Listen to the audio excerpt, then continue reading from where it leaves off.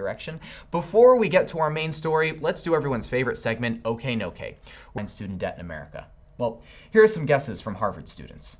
$100 million, something like that. Billions. So, I don't know, I'm going to put it out there, 10 billion, 20 billion. A lot, like maybe $1 billion, but that seems like no, that seems right. You add everybody up.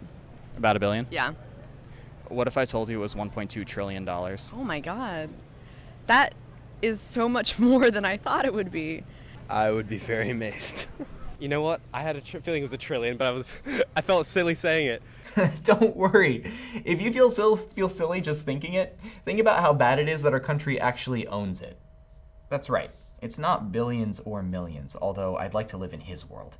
The combined debt is actually 1.2. Understand America's student debt crisis? Just think of CRAP. Crap. Contributions, requirements, aid, and, well, just wait and see about P. C stands for contributions. Colleges used to rely on government contributions, but those have mostly dried up in the past 20 years. Colleges have to get the money from somewhere, so they hiked up tuition to get the money from students. Pretend for a second that money is food. It's like your college used to eat the government's pizza, but the government ran out of pizza, so college snuck into your dorm room and ate all of your pizza, and all of the pizza you're going to have for the rest of your life. You resorted to eating mayonnaise out of a jar.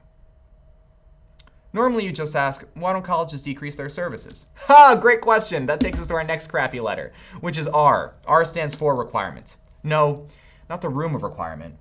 Which, by the way, I'm pretty sure is where they're hiding all... Not really. Most of that information is available online. Take MIT. Yeah, MIT. It costs over $61,000 per year, but in MIT's OpenCourseWare program, all of their classes are available online for free. Yes, you at home watching YouTube in your underwear. You have access to a complete MIT education for free. Now, if you want to get a degree, it'll cost you $250,000. The price tag is totally worth it though, just to get close to those MIT hotties. A stands for aid. This is the craziest one. The Higher Education Act of 1965 made it easier for students to get loans, but because these are government loans and because they're so stable and accessible, colleges know that they can jack up the price of tuition. The worst part is that as students, we have no choice.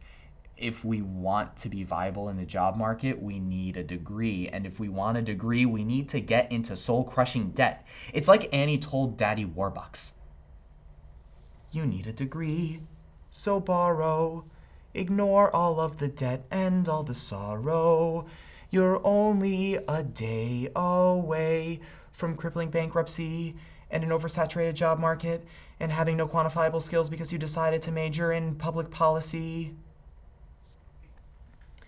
P stands for please help me. Please, please help me and every future student in the country. Let's develop more alternative path options. Let's do it for the students of today, the students of tomorrow. Let's do it for Kate Middleton's baby. Actually, I doubt that baby needs any of our financial aid. And that's our show this week. Thanks for watching. Tune in next week. There's a degree in public policy, and I'm not even sure what public policy is going to do for me except teach me how to write funny episodes about the news. Yeah.